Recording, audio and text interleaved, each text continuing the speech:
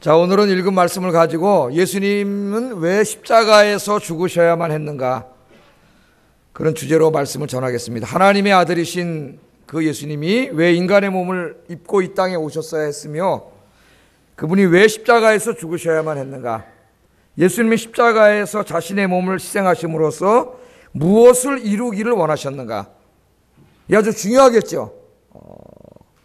굉장히 우리 기독교 복음에서 중요합니다. 오늘 우리가 읽은 본문은 예수님께서 두 명의 강도와 함께 사람들의 조롱과 모욕을 받으면서 십자가에서 처참하고 고통스럽게 죽으시는 그런 이야기입니다.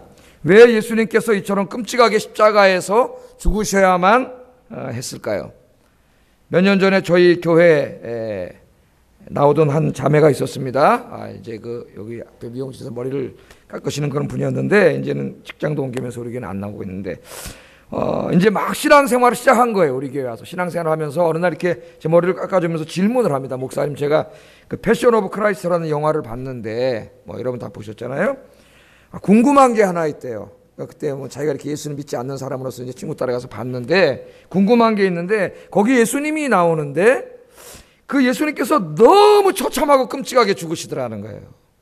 그 영화 보면 막 진짜 너무 처참하지 않습니까? 끔찍하고. 제가 눈을 몇 번 감았다 그랬잖아요. 예수님 손에다 못을 꽉 박는데, 참아 그냥 볼 수 없어가지고, 눈을 감았어요. 근데 물어봐요. 왜 하나님의 아들이라고 하는 그 예수님께서 왜 그렇게 처참하고 끔찍하게 죽으셔야만 했냐는 거예요. 저한테 그건 물어보더라고요. 우리 교회에서 이제 1대1도 공부했고 그랬었는데, 이제 1대1에 보면 기독론은 우리가 잘 공부하죠. 예수님에 대해서. 왜 그러셔야 되는 거예요? 여러분, 그런 질문, 의문점을 가져본 적이 있습니까? 이 질문은 기독교인들에게 있어서 매우 중요한 질문입니다. 오늘 아침에는 이 질문을 해결하는 것에 초점을 맞추어서 말씀을 증거하려고 합니다. 예수님께서 왜 십자가에서 그렇게 끔찍하고 처참하게 죽으셔야만 했을까요? 그 질문에 대한 대답이 바로 기독교 복음입니다. 복음.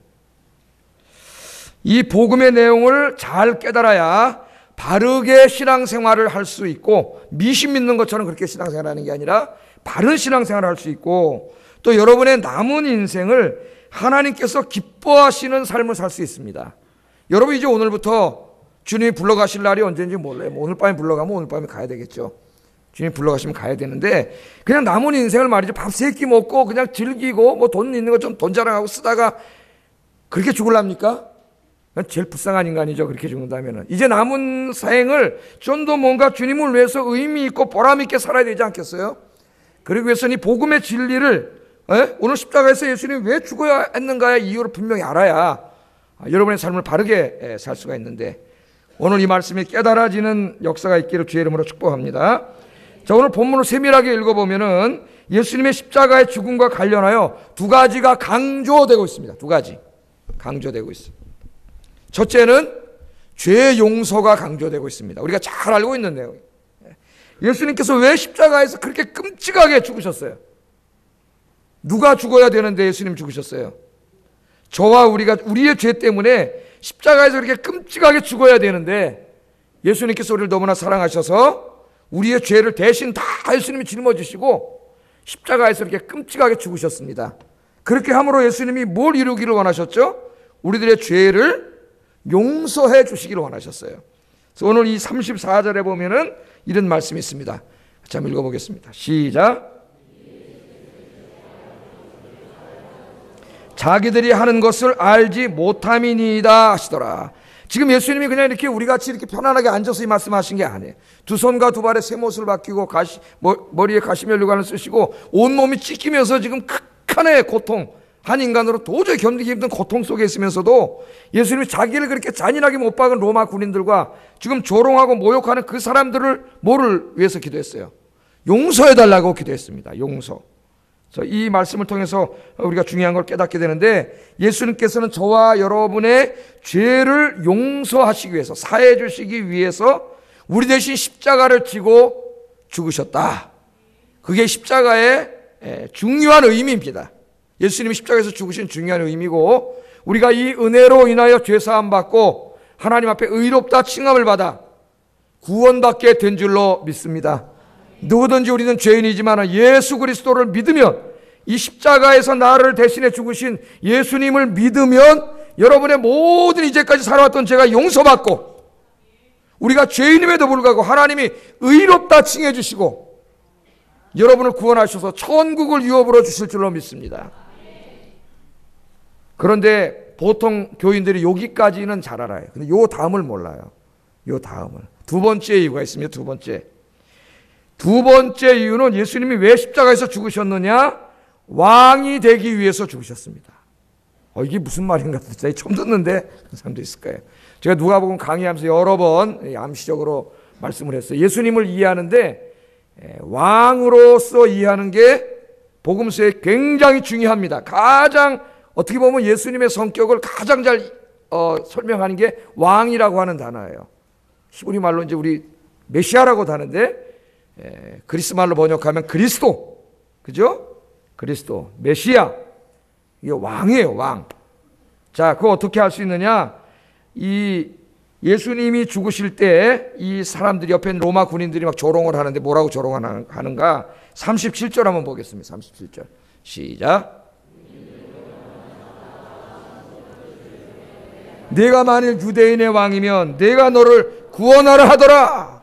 십자가 매달아 놓고 막 조롱하면서 네가 진짜 유대인의 왕이냐? 그럼 한번 너 구원해봐라. 십자가에서 내려와 봐라. 막 그렇게 조롱을 하고 있어요. 그리고 38절 오늘 본문의 마지막 절에 보면은 예수님이 십자가에서 이렇게 딱 죽으시는데 그 위에 패가 하나 붙어 있습니다. 이 사람이 누구인가를 알리는 패가 붙어 있어요. 뭐라고 써 있어요? 38절 읽어보겠습니다. 시작. 아멘. 그 위에 유대인의 왕이라. 이 십자가 매달린 사람이 유대인의 왕이라 그런 패를 달아놨습니다. 물론 이것은 그들이 조롱하기 위해서 달아놓은 거예요. 네가 진짜 유대인의 왕이면 한번 십자가에서 내려와 봐라. 그것도 조롱하기 위한 것이죠. 그러나 그것을 통해서 우리는 뭘 할 수 있어요? 예수님께서 이때까지 주장하신 것이 유대인의 왕이라고 하는 것이고 또 모든 백성들이 예수님을 왕으로 믿는다는 거예요. 왕으로. 이 예수님을 왕으로 믿는 것이 굉장히 중요합니다. 자, 우리들은 예수님의 십자가의 죽음이 속죄의 죽음이라는 것은 너무나 잘 알고 있습니다. 그러나 예수님의 십자가의 죽음이 예수님이 왕이 되기 위한 죽음이라는 것에는 생소합니다. 그건 여러분의 잘못이 아니라 그렇게 가르치지 못한 신학자들과 목회자들의 잘못입니다. 신학이 더 성숙해져야 되고 또 목회자들이 신학을 더 목회하면서 공부해야 됩니다. 그래서 신학은 교회를 위한 신학이 돼야 되고 신학자들이 너무 교회와 상관없는 막 그냥 학문적인 그런 것만 쫓아가가지고 교회 아무 쓸데기 없는 그런 건 무슨 소용이 있겠어요. 신학은 교회를 위한 것이 돼야 되고 또 교회는 신학을 통해서 끊임없이 하나님의 말씀을 새롭게 받아야 되는 끊임없는 공부가 있어야 돼요. 목사들의 이 성숙함이 있어야 됩니다. 신학적인 연구와 성숙함. 여러분, 예수님께서 십자가에서 죽으신 후에 어떻게 되셨어요? 3일 만에 부활하셨습니다. 다시 살아나셨어요. 예수님이 3일 만에 부활하셨다는 것은 십자가에서 죽으신 그분이 그냥 한 인간이나 유대인의 랍비나 선지자 정도가 아니라 3일 만에 부활하시면 뭘 증명하는 거예요? 그분이 바로 하나님의 아들이며 진정한 왕이라는 걸 보여주는 사건이에요. 부활 사건이. 그분이 이제까지 공생에 33년 동안 살면서 가르쳤고 행했던 모든 것들이 가짜가 아니라 진짜다, 진짜다. 그걸 보여주는 사건이에요. 부활하신 다음에 이 땅에 며칠 계셨어요? 며칠? 40일. 그 정도는 알고 있어요. 최소한도. 40일 계시면서 복음을 증거하시다가 40일 이후에 어떻게 하셨어요? 하늘로 승천하셨어요. 승천. 하늘 어디로 승천하셨어요? 이걸 또 제가 수요일 날을 가르치는데 수요일 날 좀 나오셔야 되는데 승천했다니까 예수님이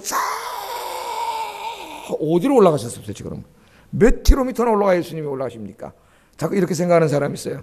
그러니까 하늘은 물리학적인 개념이 아니라 신학적인 개념, 하나님이 계신 공간이라 그랬어요. 하늘은 저기 있는 저 하늘이 아니고 지금 여기에 우리와 함께 존재하고 있습니다. 하나님의 보좌는 저기 있는 게 아니라 지금 우리 예배 중에 임재해 계신 줄로 믿습니다.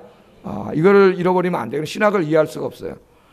하나님이 그렇게 얘기해요. 근데 예수님이 승천하셨다 그래. 승천은 잘 올라갔다는 얘기가 아니라 통치의 자리에 앉으셨음을 이야기해요. 그래서 어디에 앉으셨어요? 성경에 하나님의 보좌 우편에 앉으셨다. 우리 히브리서에서 지금 수요일날 계속 공부하고 계십니다. 거기서 중보기도 하고 계시고 사탄을 멸하고 계시고 통치하고 계시고 우리 수요일날 공부를 했어요. 자, 히브리서는 우리 공부를 많이 했으니까 고린도전서 15장 25절 같이 한번 읽어보겠습니다. 시작. 반드시 왕노릇 하시리니. 그럼 예수님은 지금 부활하시고 승천하셔서 하늘 보호자에 앉으셨습니다. 우리 눈에는 안 보여요. 인간의 눈에는 안 보이지만, 우리 인간의 눈에는 청와대나 보이고 백악관이나 보이고 크렘린밖에 안 보이지만은 실제로는 그 사람들은 다 인간에 불과하고 진짜 이 온 인간의 역사 우주 만물을 다스리는 왕의 보호자가 있다고요. 여러분 믿습니까? 그분이 다스리고 계시는 거예요. 무슨 저기 오바마가 다스리고 무슨 푸틴이 다스리고 여기 무슨 시진핑이가 하고 우리 뭐 박근혜 통이 하는 게 아니에요. 그 사람들이 하는 것 같지만 보좌에 앉으신 예수님이 허락하지 않으면 아무 일도 벌어지지 않아요. 그러니까 여러분 인간 왕을 의지하지 말고 우리 주님 의지하고 사시기를 주의 이름으로 축복합니다. 예. 그런데 그분이 지금 뭐하고 계세요? 거기서 모든 원수를 발 아래 둘 때까지. 제가 수요일날 설명했죠. 발 아래는 발등상. 그게 뭐예요? 왕의 발을 턱 올려놓고 있는 곳이에요. 그러니까 포로들이나 적장을 잡아오면 어디다 꿇어앉혀요? 왕의 발등상에다 팍 깔아 꿇어앉히거든. 그러니까 이건 발등상에 둔다는 말은 굴복시킨다는 말이에요. 예. 모든 사탄과 사탄의 수하들인 그 사악한 자들을 발 아래 굴복시킬 때까지 지금 계속 예수님 뭐로 계세요? 왕으로 계시면서 왕 노릇하고 계신다고요. 왕은 뭐예요? 통치하고 다스리는 거예요. 예? 인간의 모든 역사가 우리의 주권자이신 왕이신 예수님의 손안에 있는 줄로 믿습니다. 예, 이거 착각하면 우리가 안 돼요. 자, 예수님은 부활하시고 승천하심으로 온 세상을 다스리는 왕이 됐습니다. 왕이. 굉장히 중요해요. 그러므로 예수 믿는 사람들은 예수 믿고 죄 사함 받고 나 구원 받았어. 나 나중에 이제 천국 가는 것도 다 보장됐어. 우리가 그렇게 지금 신앙생활을 하고 있다고요. 그렇게 가르쳐 왔어요, 교회에서. 잘못된 가르침이에요. 맞는 부분도 있지만 상당히 하나님의 복을 왜곡할 수가 있어요. 거기에 그치지 않고 우리는 왕이신 예수님의 통치를 받는 하나님의 백성이 된 줄로 믿습니다. 이 하나님의 백성이 됐다고 하는 이 부분이 굉장히 중요합니다. 우리 그리스도인과 교회 사명에 있어서. 우리가 이 성경을 읽는데 뭐 여러분들은 신학을 안 하시니까 신학 연구가 우리 종교개혁 전통에 의해서 자꾸 우리 특별히 장로교안에서는 성경을 종교개혁자들의 안경을 끼고 성경을 읽어요. 그건 상당히 유익한 점이 있지만은 문제점도 굉장히 많습니다. 바울은 16세기에 종교개혁 때 살던 사람이 아니에요. 사도 바울. 어디 살았어요? 다 1세기에 살던 사람이에요. 그러니까 1세기의 눈으로 읽어야 되는데 바울의 눈으로 읽지 않고 자꾸 깔뱅이 눈으로 읽고 무슨 뭐 루터의 눈으로 읽고 그래갖고 자꾸 무슨 교단을 만들고 자꾸 그러는데 우리 성경으로 돌아가야 돼요. 성경으로. 우리가 예수 믿고 죄사함 받아 구원받았다는 것도 중요하지만 그것만큼 중요한 것이 하나님의 통치를 받는 하나님의 백성이 됐다는 거. 매우 중요합니다. 매우 중요해요. 이게 얼마나 중요한지 우리 계속 한번 좀 공부를 해보겠습니다. 자, 하나님께서는 예수님이 왜 십자가에서 죽으셔야만 했는가를 가르치기 위해서 많은 신약의 저자들을 사용하셨습니다. 그죠? 그 당시 예수님 십자가에서 죽었는데 여기 보세요. 로마 군인들은 조롱하잖아요. 네가 유대인의 왕이면 내려와 봐라 그러고 심포도주 갖다 막 먹이려 그러고 무슨 뭐 또 유대인의 무슨 미치고 왕의 선지자라 그러고 다 그러잖아. 예수님이 한 사람이 어떤 사람들 와서 저 사람 저 목수의 아들 요셉의 아들이고 마리아의 아들이고 그 형제들이 다 여기 있는데 무슨 지가 하나님의 아들 메시아고 왕이야. 이런 사람도 있고 성경에 다 나오잖아요. 지금 십자가에서 죽으시고 계시는 양옆에 강도가 있고 죽고 있는 고통스럽게 죽고 있는 저분이 누구냐 이 말이에요. 누구냐. 그리고 왜 죽고 있느냐 이 말이에요. 왜 죽느냐. 그 죽으심을 통해서 저 사람은 뭘 이루기를 원하느냐. 그것을 가르치기 위해서 신약의 저자들을 사용. 오늘 누가도 마찬가지고요. 특별히 예수님의 십자가 죽음을 잘 가르치는 성경이 히브리서, 우리 수요일날 공부하고 있는 히브리서와 그 다음에 바울 서신들입니다. 바울 서신. 오늘 좀 이 바울 서신을 좀 생각해 보려고 해요.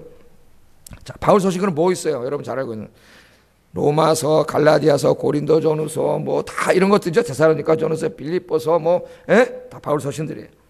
자, 그런데 요즘 사도 바울의 서신들을 연구하는 학자들이 하나면 참 좋겠는데 두 부류로 극명하게 나누어져 있습니다. 그래서 바울 신학의 핵심이 뭐냐? 바울이 예수님의 십자가의 죽음을 무엇이라고 이해하고 있느냐를 놓고 치열하게 논쟁하고 있습니다. 논쟁을 하고 있어요. 이 논쟁이 있는지도 몰라요, 대부분의 사람들은. 이 논쟁을 하고 있는데 한 부류의 학자들은 바울 신학의 핵심을 이신칭이라고 합니다. 이신칭이. 이신칭이 뭔지 알죠? 뭐예요, 이신칭이가? 예수 그리스도께서 지금 제가 설명한 거예요. 우리 전통적으로 나의 죄를 위해서 십자가에 죽으셨고 내가 그 예수님을 믿음으로, 나는 죄인이지만 그 예수님의 공로로 내가 어떻게, 하나님이 재판정에서 의롭다고 칭해 주심, 믿음으로 의롭다 칭해 주심. 그래서 이신칭이라 이렇게 말을 만들었어요. 이신칭이 복음이 핵심이라는 거예요. 로마서와 갈라디아서가 다 그걸 주장하고 있다고 주장을 합니다. 또 한 부류의 사람들은 그게 아니고 바울 신학의 핵심은, 바울이 예수님의 십자가를 이해하는 방식은 이신칭이가 아니라 하나님의 백성이 어떻게 하면 될 수 있는가, 어떻게 하면 하나님이 될 수 있는가를 가르치기 위한 것이라고 이야기합니다. 비슷한 것 같은데 나중에 가면 큰 차이가 생겨요. 바울 신학의 핵심을 예수님을 믿음으로 의롭게 되어 구원받는 것이라고 주장하는 사람들을 옛관점 학파라 그래요. 옛관점 학파. 그리고 바울 신학의 핵심을 예수 그리스도를 믿음으로 하나님의 언약 백성이 되는 것으로 보는 사람들을 이제 새로운 관점이라 해서 새관점 학파라 합니다. 새관점. 저는 이제 옛날에 한 10여 년 전에 공부할 때 이 새관점 학파의 입장에 서서 로마서 갈라디아를 중심으로 논문을 썼어요. 졸업 논문을 썼는데, 자 여러분, 누가 옳습니까? 누가 옳아요? 바울의 신학의 핵심, 바울이 예수님의 십자가를 이신칭의로 봤습니까? 하나님의 백성됨으로 봤습니까? 뭐 둘 다 맞는 것 같은데 뭐가 옳은 것 같아요? 둘 다 옳습니다. 둘 다. 이 두 관점은 이제까지 한 30년, 한 20, 30년 동안 계속 이렇게 싸워왔지만은 상호 배타적인 것이 아니라 상호 보완적인 것입니다. 보완적인 것. 최근 톰 라이트라고 하는 교수가 칭의를 말하다 그런 책을 써서 번역이 됐는데, 이 책에서 옛 관점과 새 관점을 성경 신학을 통해서 통합을 했습니다. 예수님께서 왜 십자가에서 끔찍하게 죽으셨는가? 전통적인 신학을 주장하는 옛 관점 학자들이 이해한 것처럼 예수님께서는 우리의 죄를 사하시고 우리를 구원하시기 위해서 십자가에서 죽으셨습니다. 우리가 예수님을 믿을 때 하나님께서는 우리들의 죄를 다 용서해 주시고 우리를 의롭다 칭해 주시고 우리를 구원해 주시고 천국을 유업으로 주십니다. 할렐루야. 틀렸어요, 맞았어요? 틀렸어요, 맞았어요? 아멘이에요, 아멘. 복음의 핵심이에요. 틀린 게 아니에요. 뭐 이거 갖고 싸울 필요가 없어요. 그러나 중요한 거는 여기서 끝나면 안 된다는 거예요. 이 전통적인 이 신학과 이 보수교회가, 특별히 우리 개혁주의 전통을 따르는 이 루터교회나 특별히 이 개혁주의를 따르는 장로교회나 우리 교단도 마찬가지고 여기서 끝난다는 거예요. 내가 어느 날 내 마음으로 심리적으로 확실히 나 예수님을 미션이다 그래가지고 믿었어. 내 마음에 나 구원받았어. 그래 또 교리를 배워봤더니 무슨 견인교리가 있었고 나 저 예수님 나중에 심판정에서도 나는 미래의 구원도 다 이미 그때 받는다는 거예요. 나 이미 지금 구원받았고 미래의 천국 가는 게 다 결정됐고 나 그냥 다 구원받았어. 그렇게 생각을 했다고요.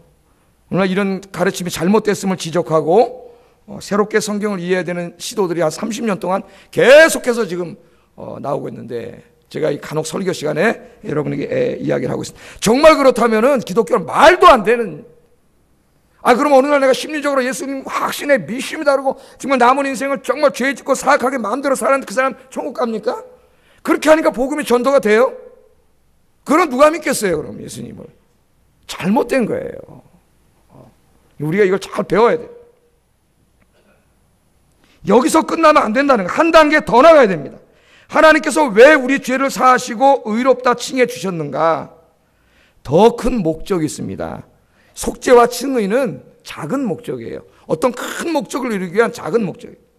하나님께서 우리 죄를 사하시고 의롭다 칭해 주신 것은 세관점 학자들이 이해한 것처럼 온 세상 사람들을 하나님을 섬기는 하나님의 하나의 백성, 이제부터 이 하나가 중요해요. 하나님의 하나의 백성, 혹은 좀 더 친밀한 가족의 용어로 말하면 하나님의 하나의 가족, 하나의 가족으로 만들기 위함입니다.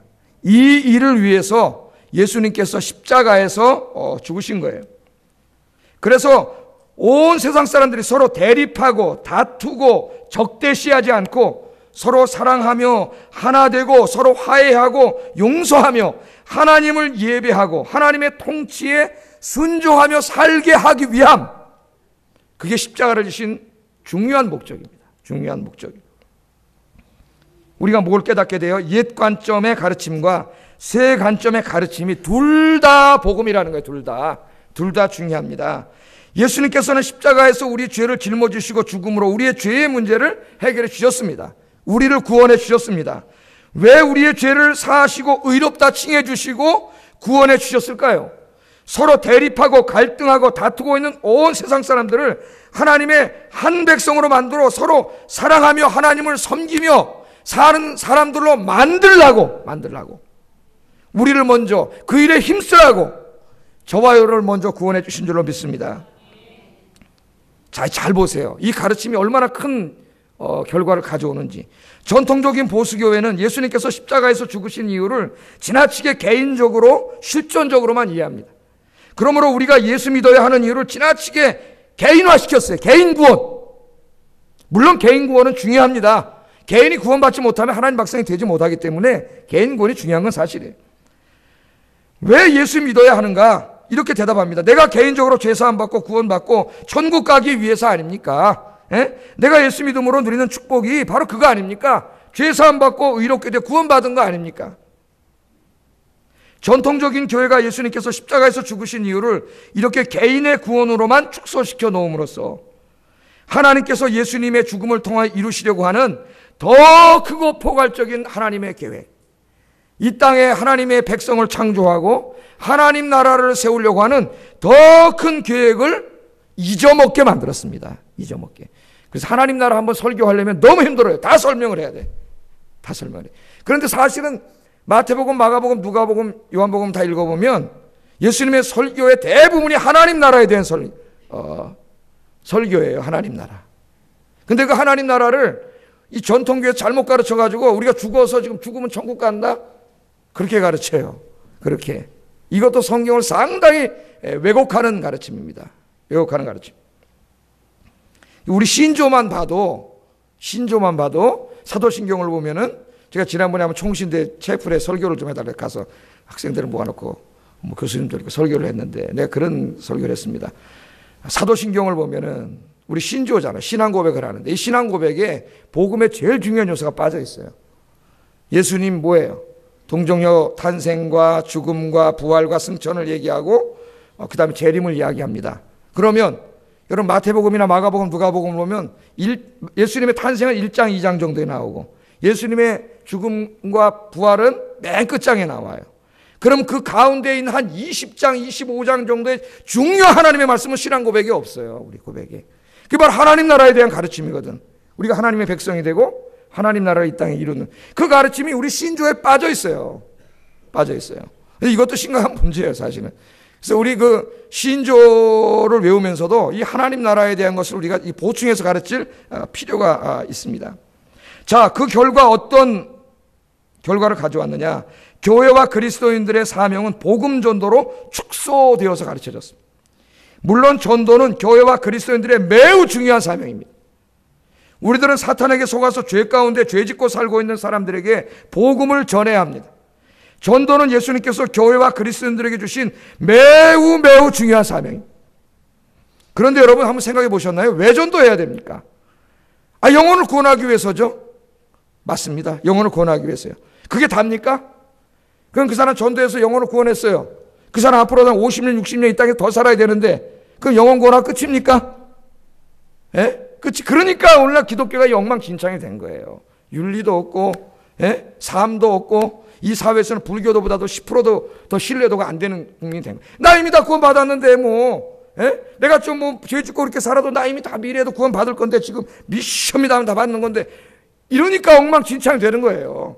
이게 정말 그러냐 이거. 요새 한 20-30년 동안 바울 연구하는 사람들이 심도 있게 연구하고 있습니다, 지금. 근데 바울에게는 그런 사상이 나타나지 않아요. 바울 서신을 읽으면. 이게 다 이게 루터가 이해한 그 안경을 끼고 성경을 읽은 데서 온 굉장한 오류예요. 오류. 왜 우리가 전도해야 되죠? 영혼을 구원하기 위해서예요. 그거 끝나는 거 아니에요. 영혼을 구원해서 뭘 어떻게 하려고요? 그 사람을 하나님의 통치를 받는 하나님의 백성으로 만들어. 그래서 이 땅에 하나님 나라를 세우기 위함이에요. 예수님이 십자가에서 죽으신 것은 이 땅에 하나님 나라를 세우기 위함이에요. 창세기 읽어보세요. 태초에 하나님이 천지를 창조하셨잖아요. 그게 하나님 나라예요. 죄가 없을 때 그 아름다운 나라, 그거 인간이 죄로 파괴시켰잖아요. 그 죄로 오염되고 지금 다 파괴됐잖아요. 지금 이 나라를 예수 그리스도의 십자가로 어떻게 합니까? 그 죄의 문제를 해결해서 인간들을 먼저 구원해서 하나님 백성으로 만든 다음에 이 땅을 타락하기 전에 하나님의 그 원래 창조의 아름다운 나라로 만드는 게 성경의 시작과 끝이에요. 그 나라를 이루기 위해서 속죄가 있고 이신칭의가 있는 거예요. 구원이 있고. 그러나 여기다가 그냥 끝내버리니까 하나님이 우리를 구원시킨 더 큰 목적과 이유는 교회에서 사라져 버렸어요. 그러니까 그 다음에 남는 건 구원받고 천국은 보장되어 있으니까 맨날 와 사람들 돈 달라고 기도하고 땡깡 부리고 출세하고 성공하는 기복신앙으로 가고 삶은 엉망진창으로 이렇게 다 흘러버린 거예요. 이거 우리가 심각하게 바로 잡아야 된다는 거예요. 만일 우리가 예수님의 십자가의 죽음을 이렇게 포괄적으로 이해하면 우리의 사명이 달라집니다. 우리의 사명은 복음을 전하는 것뿐만 아니라 온 세상 사람들이 그리스도 안에서 하나님의 한 백성 혹은 한 가족을 이루어서 서로 대립하거나 다투지 않고 서로 사랑하며 한 분 하나님만을 섬기게 하는 것, 그게 우리의 사명이 된다는 거예요. 여러분 지금 우리 세상을 한번 보십시오. 세상을 한번 보세요. 온 세상 사람들이 지금 인종으로, 민족으로, 지리적으로, 이념적으로, 문화적으로, 종교적으로 나눠가지고 서로 대립하고 갈등하고 미워하고 싸우고 지금도 전쟁하고 있잖아요. 저주하고. 여러분 CNN 뉴스를 가서 들어보세요. 맨 지금 전쟁하는 이야기예요. 싸우는 이야기입니다. 예수님께서 왜 그렇게 죽으셨어요? 원래는 그렇게 하면 안 돼요. 이 백성들이 다 하나님의 하나의 백성이었어요. 원래 죄 짓기 전에는 다 하나님의 하나의 백성이에요. 또 앞으로 미래에도 하나님의 하나의 백성, 하나의 가정으로 회복시켜야 돼요. 싸우면 안 돼. 근데 교회에서도 싸워요. 어떤 사람은. 하나의 백성이란 말이니까 하나의 백성, 아까 하나가 중요하다 그랬죠? 하나가. 예수님께서 왜 죽으셨어요? 첫째는 우리를 구원하시기 위해서 죽으셨어요. 맞아요. 전통적인 가르침이. 근데 거기서 끝나면 안 된다는 거예요. 둘째는 더 크고 궁극적인 목적. 이 사람을 구원해가지고 어떻게 해요? 서로 싸우고 증오하고 미워하고 사는 사람들을 그리스도 안에서 사랑으로 하나 되게 하고 서로 용서하고 서로 화해하고. 할렐루야. 그렇게 사는 하나님의 나라로 만들기 위해서 예수님이 십자가에서 죽으셨다는 이 더 큰 사실을 우리가 절대로 잊으시면 안 됩니다. 그래서 예수님의 십자가는 이제까지 전통적으로는 구원론적인 의미로만 이해했지만은 이 예수님의 십자가는 교회론적인 의미도 있고 사회론적인 의미도 있다는 것을 우리가 분명히 알 때 우리 그리스도인과 교회가 감당해야 될 사명이 복음 전도만이 아니라 이 사회를 어떻게 해요? 용서하고 화해하게 하는, 서로 싸우고 다투고 전쟁하지 않게 하고 서로 사랑하며 살게 하는, 우리는 그렇게 싸워야 될 사람이 아니라 이제 미래의 하나님 앞에서 그리스도 안에서 하나님의 하나의 가족입니다. 하나의 백성입니다. 하나님의 형상대로 지은 사람입니다. 우리가 그렇게 해야 된다는 거예요. 그렇게. 이 사명이 무엇인가를 분명히 가르쳐 줍니다. 자, 그러면 이러한 신학적인 이해 위에서 오늘날 우리 교회가 추구해야 될 세 가지 사명을 간단하게 좀 살펴보고 설교를 마치려고 합니다. 자, 첫째는 선교입니다. 선교적 사명. 너무 잘 알죠? 선교적 사명. 이거 우리가 너무 많이 강조했어요. 예수께서 온 인류의 죄를 짊어지시고 십자가에서 죽으셨어요. 누구든지 예수님만 믿으면, 나는 죄인이지만 주님이 내 죄를 짊어지시고 죽으셨기 때문에 누구든지 예수님 믿으면, 바울의 용어로 하면 누구든지 그리스도 안에 있으면, 그 말이죠. 안에 있으면. 그 예수님의 의로 인하여 우리가 죄사함 받고 의롭다 칭함받아 구원받는 역사가 일어나는 줄로 믿습니다. 이게 복음의 한 부분이에요. 복음의 한 부분. 우리가 이 복음을 증거해야 됩니다. 나는 구원받았지만 내 주변에 구원받지 못한 사람 너무나 많잖아요. 여러분 같은 집안에도 살고 있고 지금 친척 중에도 있고 여러분 학교 가도 있고 직장에 가도 있고 동네에도 있고 나랑 내가 친하게 지내고 있는 그 사람들인데 아직도 구원받지 못해서 마귀에게 끌려다니면서 죄 짓고 살다가 지옥 갈 그 사람들이 지금 여러분 만나는 매일매일 사람들 중에 여러분 있잖아요. 복음 전하시기를 주의 이름으로 축복합니다. 해도 되고 안 해도 되는 선택사항이 아니에요. 이거는 십자가의 본질이에요. 본질. 이 복음을 증거하지 않을 때 그 사람의 정말 그 안에 예수의 생명이 있는가를 의심해 봐야 합니다. 정말이에요. 이건 아주 본질이에요. 왜 사람들이 믿지 않죠? 복음을 듣지 못했기 때문에. 왜 듣지 못했죠? 전해주는 자가 없으니까. 성경이 그렇게 이해하고 있어요. 로마서 10장 14절 17절 읽어보겠습니다. 시작.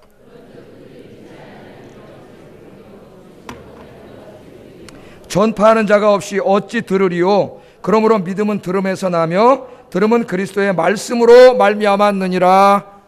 아멘. 자 보세요. 믿지 아니하는 일을 어찌 부르리요? 거꾸로 하고 있어요 지금. 듣지 못한 일을 어찌 믿으리요? 전파하는 이가 없이 어찌 들으리요? 믿음은 들음에서 나는데, 복음을 들음에서 나는데, 이 믿음이 들음에서 나는데, 이 믿음 어디서 난다고요? 거꾸로 가면은 들음에서 나요. 그럼 어떻게 들을 수가 있어요? 누군가 전해줘야 들을 거 아니에요. 누군가.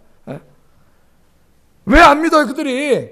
예수 믿는 사람들이 전하지 않아요. 이 기쁜 소식, 이 죄사함과 이 구원의 기쁜 소식을 왜 입을 안 벌리죠? 이 기쁜 소식을 왜 이야기하지 않죠? 여러분 친구들에게, 여러분 가까운 사람들에게 왜 이야기하지 않죠? 그 사람의 생명을 살리는 이 너무나 중요한 사실을 왜 지나다고 하면서 이야기해 주지 않죠? 어떤 간증책을 읽으니까 저 사랑의 교회 어떤 권사님이 자기가 간증한 거예요. 읽어보니까 자기 옆집에 젊은 여자가 살다가 이사 갔대요. 어느 아파트에. 그런데 어느 날 다른 데 이사 가가지고 다른 사람이 전도해서 예수 믿게 됐어요. 이 사람이 구원을 받았어요. 너무 중요한 거예요. 그 아줌마가 나한테 전도를 해줘가지고 생명을 찾은 거예요. 그러고 보니까 저쪽 아파트 살 때 사랑의 교회 그 권사 자기 이제 반성하면서 쓴 글인데 그분이 너무 미워지는 거예요. 왜? 아니 이렇게 중요한 일인데 왜 나랑 매일 만나면서 한 번도 예수 믿으라고 얘기 안 했을까? 그래가지고 거기다 그분이 나중에 그렇게 편지를 보냈대요. 내가 무슨 권사님 당신을 하나님께 직무유기로 고발할 겁니다. 여러분 우리가 웃지만 심각한 문제입니다. 심각한 문제. 하나님 택한 백성이면은 다른 사람이 전도해서도 구원할 거예요. 근데 그 사람이 깜짝 놀랄 겁니다. 아니 저 친구가 나랑 그렇게 친한 친구라고 그렇게 여기 왔으면서 나에게 제일 중요한 이 문제를 어떻게 한 번도 얘기하지 않았지? 아니 나를 사랑한다고 그렇게 고백하면서 어떻게 내 인생에 제일 중요한 걸 그렇게 얘기하지 않았지? 제가 옛날에 군 생활할 때 이 보초를 쓰면서 전도를 많이 했어요. 이제 보초 쓰면 1시간 반 꼼짝없이 옆에 서 있어야 되잖아요. 보초를 쓰면서 전도를 딱 하는데 제 쫄병 하나를 딱 전도하는데 나이는 저보다 많은데 쫄병이에요. 제 얘기를 다 듣더니 그러더라고요. 제가 상병 때 짝대기 3개일 때인데 자상병님 얘기를 들으니까 굉장히 중요한 이야기네요. 제 인생에 굉장히 중요한 얘기를 들었습니다 오늘. 그런데 제가 사귀는 자매가 있었는데 군대 오기 전에 교회 다니는 자매였다는 거예요. 근데 그 자매는 나를 만나면 한 번도 예수 믿으라 소리 안 했다는 거예요. 아, 걔가 나 사랑한다는 게 거짓말이군요. 거짓말이지. 제일 중요한 거 얘기하지 않는데. 여러분, 이 사명을 우리에게 맡기셨습니다. 이 구원의 기쁜 소식. 2014년엔 정말 여러분 전해서 정말 우리 크리스마스 마지막 송경신 예배 드릴 때 여러분 기도할 때 하나님 그래도 올해 내가 열심히 전도해서 저 사람 여기 예배 드리고 있지 않습니까? 할렐루야. 그렇게 하기를 주의 이름으로 축복합니다. 매주일 전도가 돼가지고 여러분 교회 세 분들이 나오시고 그분들이 세례 받을 때 몇십 명씩 이 보세요 지금 저 전달하는 거예요 전달. 몇십 명씩 말이죠. 예? 이 문항으로만 좀 떠오세요. 죄송합니다. 세례를 받아야 되는데 세례 받을 때 몇 명이 돼.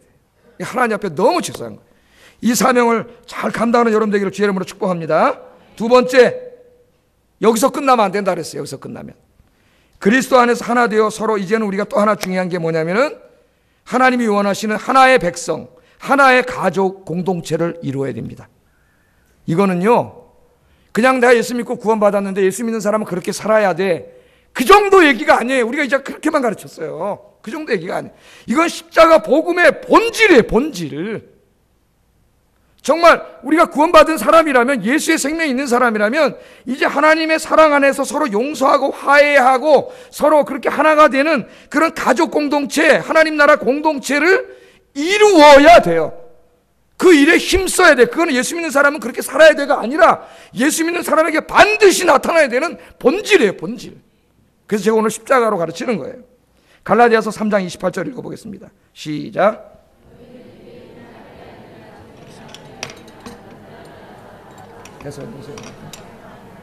아멘.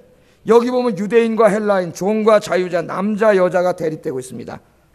이 시대에 바울 시대 1세기 이 지중해연안에서 제일 갈등 관계에 있던 그룹의 갈등, 도저히 하나 될 수 없는, 예를 들면 유대인과 헬라인, 도저히 하나 될 수 없는 사람들입니다. 이 사람들은 인종적으로, 민족적으로, 종교적으로, 특별히 경제적으로 지중해 상권을 놓고 매일 싸우던 사람들. 우리나라와 일본의 그 극우주의자들 정도라고 보면 되겠어요. 도저히 하나 될 수 없는 그런 사람들입니다. 이 사람들이. 예? 그런데 이 사람들이 어떻게 됐어요? 바울이 나가서 복음을 전했잖아요. 예수 믿고 내가 죄인이구나 깨달았습니다. 예수 믿으면 주님이 내 죄를 용서해 주시는구나. 십자가에서 내 죄 대신에 죽으셨구나. 예수 믿고 이제 하나님의 백성이 됐어요. 의롭게 칭함을 받았어요. 구원받았어요. 할렐루야. 그래가지고 이제 교회 나왔어요. 교회 나왔더니 여기 딱 헬라인이 있네. 유대인이 보기에. 헬라인이 보기에 여기 유대인이 있네. 저놈 새끼 때려 죽일 놈인데 말이죠. 그랬을 거 아니에요. 그 나오는데. 근데 오늘 하나님 뭐라 그러셔요? 바울을 통해서. 너희가 정말 그리스도의 생명이 있는 자라면 이제는 예수 그리스도의 십자가 안에서 너희가 어떻게 되어야 된다고요?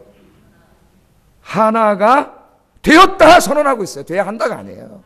되었다. 돼야 한다고 되었다는 전혀 다른 얘기예요. 예? 예수 믿는 사람은 하나가 돼야 돼. 그 정도가 아니라니까요. 하나가 되었다에 되었다. 이거는 본질이에요. 본질. 하나가 돼야 되는 거예요. 여기 남자와 여자, 종이나 자유자 다 마찬가지예요. 그 당시 가장 갈등 관계에 있던 이런 갈등 관계입니다. 그런데 정말 그들이 복음을 받고 예수의 생명이 들어온 사람들이라면 그들이 이제 교회라고 하는 공동체에 모여서 서로 미워하고 갈등하고 다투고 옛날에 그런 생각을 가지고 그렇게 살면 안 돼요. 그렇게 만약에 살고 있다면 교회 안에서도 여전히 물고 뜯고 험담하고 욕하고 비방하고 있다면 정말 그 사람에게 예수 생명이 있는가를 심각하게 의심해 봐야 됩니다. 바울은 없는 사람이라고 이야기해요. 없는 사람. 우리가 구원을 너무 쉽게 생각해요.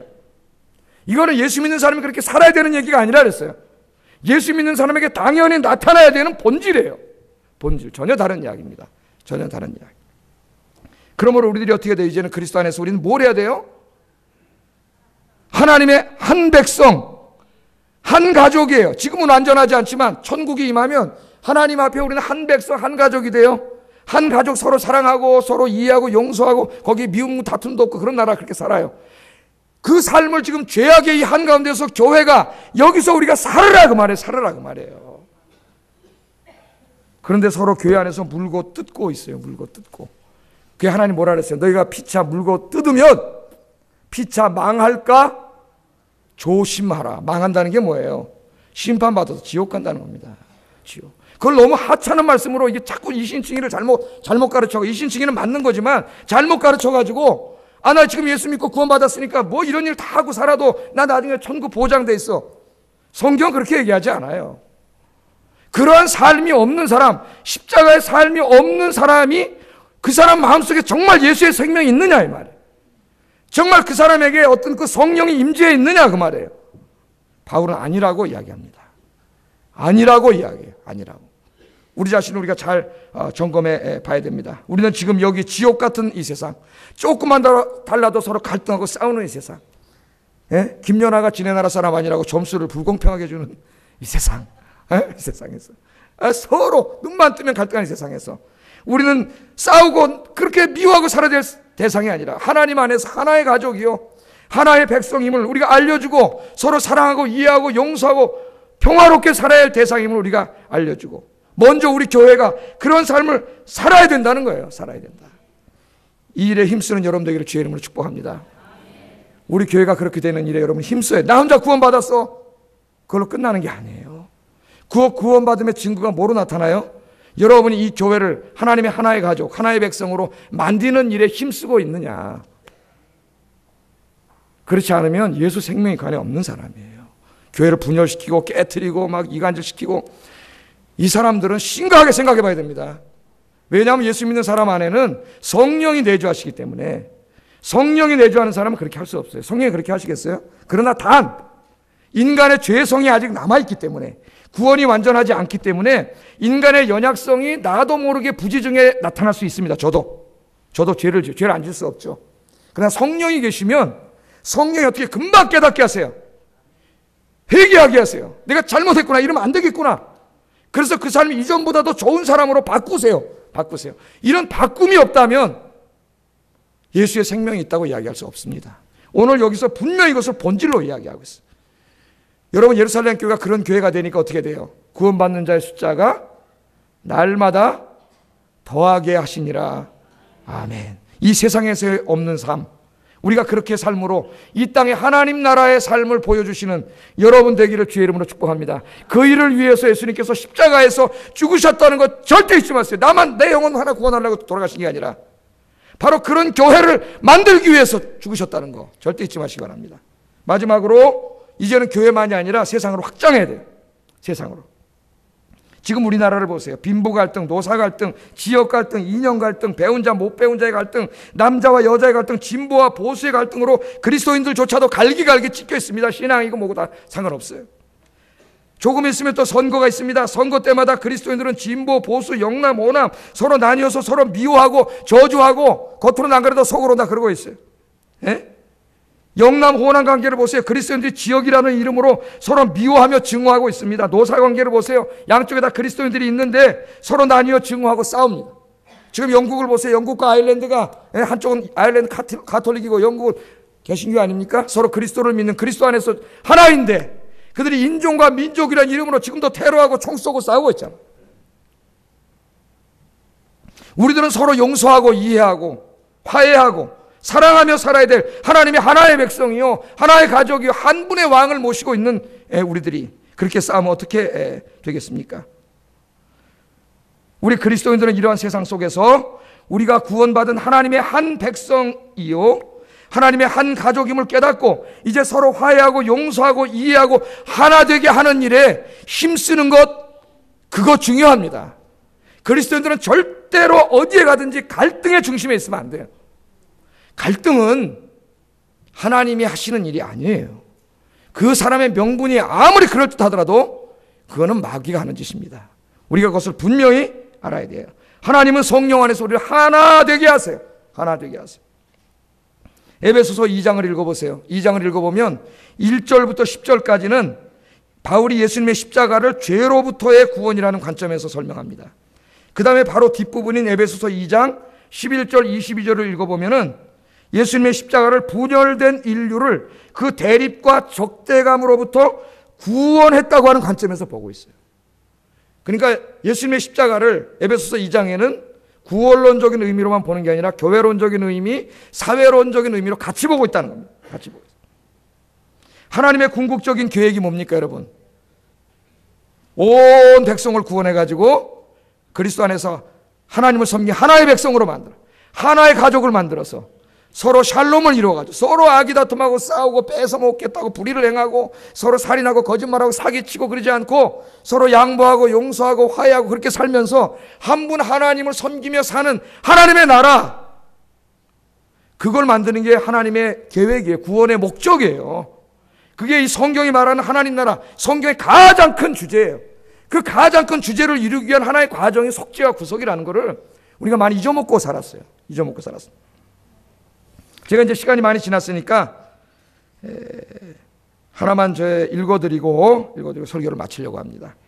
성 프란체스코의 기도입니다. 이 노래로도 나와서 우리가 옛날에 복사중창으로 많이 불렀던 찬송인데, 주여 나를 평화의 도구로 써주소서, 이 기도인데 이 기도가 여러분의 기도가 되기를 주의 이름으로 축복합니다. 여러분 외우셔서 이렇게 기도하세요. 잘 보세요. 주여 나를 평화의 도구로 써주소서. 물 한 잔 먹고 당당한 목소리. 주여 나를 평화의 도구로 써주소서. 미움이 있는 곳에 사랑을, 다툼이 있는 곳에 용서를, 분열이 있는 곳에 일치를, 의욕이 있는 곳에 믿음을, 오류가 있는 곳에 진리를, 절망이 있는 곳에 광명을, 슬픔이 있는 곳에 기쁨을 심게 하소서. 위로받기보다는 위로하고, 이해받기보다는 이해하고, 사랑받기보다는 사랑하게 하소서. 우리를 주음으로써 받고, 용서함으로써 용서받고, 자기를 버림으로써 영생을 얻기 때문입니다. 아멘. 이것을 자기의 평생의 기도 제목으로 삼았습니다. 여러분의 기도의 제목으로 삼고 구원받은 은혜에 감사하며 전도하며 하나님의 교회에 온 세상을 하나님의 하나의 가족, 하나의 백성으로 만드는 일에 여러분이 평화의 도구로 사용되기를 주의 이름으로 축복합니다. 기도하겠습니다. 말씀을 생각하면서 기도하겠습니다. 사랑과 은혜가 충만하신 하나님,